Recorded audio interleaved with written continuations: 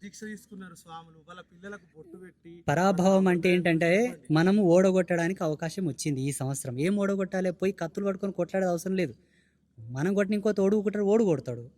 పొరపాటున మనకేమైనా దెబ్బ తగిలితే మన పెన్న పిల్లలు కూడా అవుతారు. అట్లా కాకుండా భావంతో వ్యతిరేకించవచ్చు, జ్ఞానంతో వ్యతిరేకించవచ్చు, మాటతో వ్యతిరేకించవచ్చు, చేతతో కూడా వ్యతిరేకించవచ్చు. ఏమిటి? ధర్మ అధర్మాలు ఏంటో మీకు చెప్పాను. ఏది ధర్మం, ఏది అధర్మం ఇంతకుముందు చెప్పాను కదా. ఎవడు అధర్మపరుడో సమాజంలో వాని దెబ్బ తీయవచ్చు.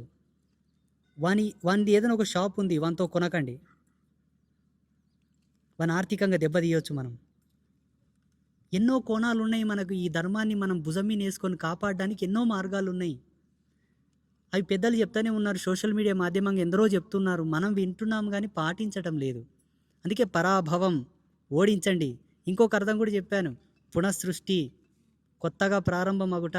2 అర్థాలు ఉన్నాయి, ఒకటి మనకు, ఇంకోటి అధర్మపరులకు. అవునా కదా? శుభమస్తు. ఇక మీరు వెళ్ళండి.